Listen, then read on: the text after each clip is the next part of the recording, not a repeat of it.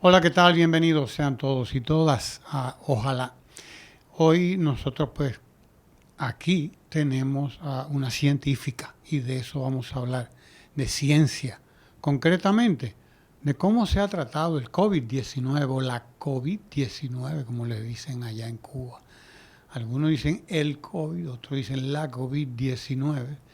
Y sí, es con una cubana, que vamos a hablar, una hija de la patria de José Martí y de Fidel Castro, de la Revolución Cubana también. Científica, doctora Diadelis Ramírez Figueredo, PhD, nada más y nada menos, ¿verdad? Diadelis. ¿eh?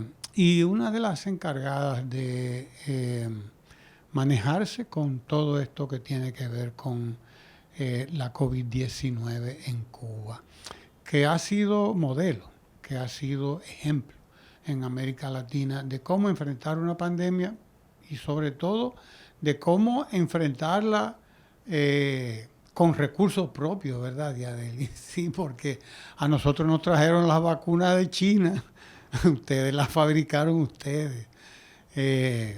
Y bueno, no les digo más, está con nosotros Diadelis, que ha venido aquí a participar en el 17º Congreso de Ciencia y Tecnología que patrocina cada año el Ministerio de Ciencia y Tecnología de la República Dominicana, el MESID.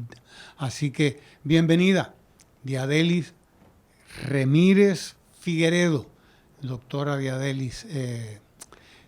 Sabemos que tú estás encargada de la logística, no tú encargada, sino que eres parte de un equipo que trabaja con todo esto, con la certificación de procedimientos, equipos, etcétera, para el manejo de la COVID, pero también para el manejo en sentido general de lo que tiene que ver con las cuestiones médicas, ¿no? Cuéntanos un poco de eso, Diadelis, y adéntranos en ese mundo, por favor. Me gustaría que nos dijeras qué has presentado aquí en el 17º Congreso de Ciencia y Tecnología y bueno, para a partir de ahí conocer esas experiencias que ustedes tienen que compartir con nosotros. Bienvenida a este programa que se llama Ojalá, como la canción de Silvio Rodríguez. Muchas gracias, bueno, buenas tardes, muchas gracias por la invitación. Y bueno, debo decirle que yo trabajo en la Autoridad Reguladora de Medicamentos de Cuba, SECMED, el Centro para el Control Estatal de la Calidad de los Medicamentos, Equipos y Dispositivos Médicos, que es aquí en República Dominicana es DIGEMAP, el homólogo nuestro. Y bueno, cada año hemos venido participando en el congreso que organiza el Ministerio de Educación Superior, Ciencia y Tecnología de Dominicana. En este evento, en esta ocasión, nosotros trajimos dos ponencias, una relacionada con el enfrentamiento a la COVID, es decir, las consideraciones regulatorias que se tuvieron en cuenta para para apoyar este proceso de enfrentamiento y control de la pandemia en nuestro país. Y la otra temática también muy novedosa es la relacionada con la farmacogenética.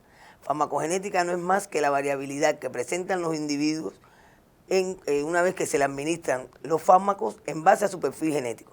Es decir, que cada individuo per se, en base a su perfil genético, puede presentar esa variabilidad en la respuesta a la administración de los fármacos. Pero bueno, es decir, cada quien responde de una manera diferente. Diferente, exactamente. A un fármaco, a un tratamiento. A un tratamiento, exactamente. Es decir, cada quien va a responder de manera diferente y en este sentido, nosotros como autoridad reguladora hemos también emitido documentación normativa relacionada con este aspecto, el cual es muy importante en aras de disminuir los costos de los medicamentos. Es decir, usted va a recibir el medicamento, se le dice drogas tailor-made, hecha a la medida. ¿Sí? Va a recibir el medicamento que le corresponde. Esto es una temática bastante novedosa, pero bueno, ya en el mundo sí ya hay determinados medicamentos que si usted no le hacen pruebas específicas relacionadas con biomarcadores, etcétera, no se le administra, ya que es un medicamento que usted, en dependencia de su metabolismo, no lo va a aceptar o lo va a metabolizar muy rápido, etcétera. Entonces no es necesario que se utilice. Pero bueno, esta es una temática también de las que trajimos al evento como novedad. Pero bueno, el tema en cuestión que nos ocupa sobre el enfrentamiento de la COVID, como todos sabemos, Cuba fue capaz de producir sus propias vacunas, es decir, de controlar la pandemia con sus propias vacunas. En estos momentos sí se desarrollaron 5 candidatos vacunales, Tenemos 3 vacunas aprobadas como vacuna con un autorizo de uso en emergencia. Tenemos la Soberana 02, la Soberana Plus y la vacuna Abdala. Y está en proceso de terminar sus ensayos clínicos la vacuna Soberana 01 y la vacuna Mambisa, que es una vacuna de formulación nasal. Entonces, esto como Cuba enfrentó, es decir, creo que el modelo cubano tuvo una combinación de varios factores, es decir, está el enfrentamiento desde el punto de vista epidemiológico con el control de foco, el control de los sospechosos, controles en la frontera. Estuvo también la parte asistencial, es decir, como todos sabemos, Cuba tiene fortaleza en su sistema de salud en cuanto a sus profesionales, la formación de los mismos, y estos especialistas de las distintas especialidades se pusieron en función del tratamiento de estos pacientes de COVID. Desde el punto de vista de la ciencia, bueno, tenemos un potencial, BioCuba Pharma es la gran industria farmacéutica cubana, compuesta por más de 35 empresas, con un gran número de científicos, más de 2.000 PhDs, de los cuales pusieron todo su empeño en la producción, es decir, en el diseño, no la producción, porque ya la producción es la última etapa, es en el diseño de todos estos candidatos vacunales. Qué bueno que ya hoy contamos y de hecho las estadísticas se comprueba cómo se ha podido controlar la vacuna. Por otra parte, bueno, también en el Ministerio de Salud Pública se creó un grupo de comité técnico de innovación y de la ciencia, en los cuales todos los científicos de los distintos sectores pudieron allí presentar todos los protocolos, ensayos clínicos, toda la novedad con los medicamentos con que ya contábamos, porque uno de los aspectos también fundamentales fue el reposicionamiento de medicamentos que ya Cuba contaba, por ejemplo, como el itolizumab, Hufvins, otros medicamentos que ya tenían incluso registro, pero que por la etiología de la enfermedad podían ser usados en los pacientes con COVID. Y de esta manera, sí, creo que fue una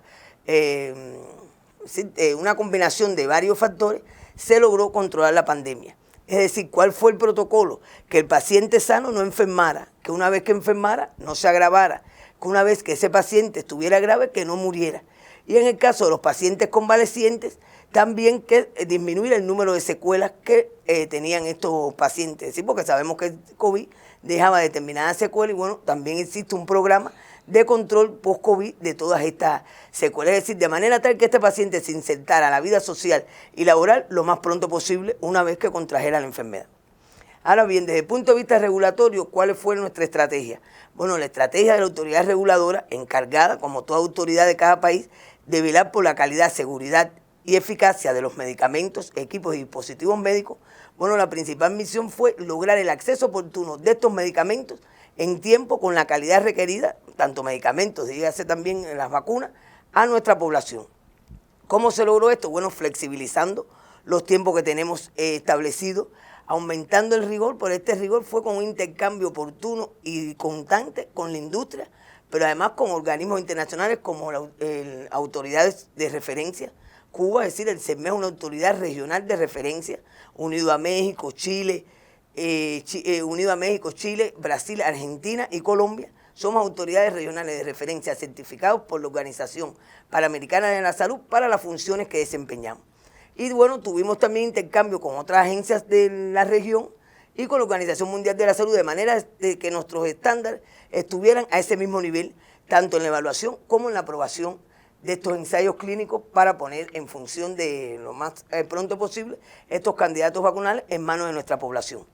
Por otra parte, también certificamos y se evaluaron y se inspeccionaron las instalaciones donde se produjeron estas vacunas. Y los ensayos clínicos, y bueno, como todos conocemos, en esta etapa se ha hablado mucho de los ensayos clínicos, que no son más que las investigaciones que se realizan en seres humanos. Y estos ensayos clínicos, una vez que estos protocolos se aprobaban, pues íbamos al sitio donde se desarrollaban los mismos para evaluar su desempeño. Es decir, una vez que se evaluaba, que se aprobaba, cómo se desempeñaban, cómo se ejecutaban esos ensayos clínicos.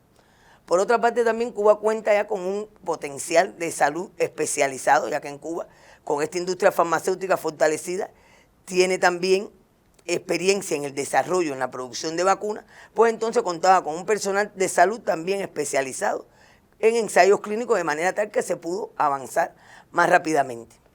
Hay otro aspecto también importante con el cual propició la aprobación oportuna y segura de estas vacunas, es que nuestros candidatos vacunales se produjeron en base a plataformas conocidas. Dígase, en el caso de Soberana, bueno, en base a la plataforma de la vacuna antimeningocóxica, la cual lleva más de 20 años en nuestra población, es decir, la ha venido usando nuestra población infantil.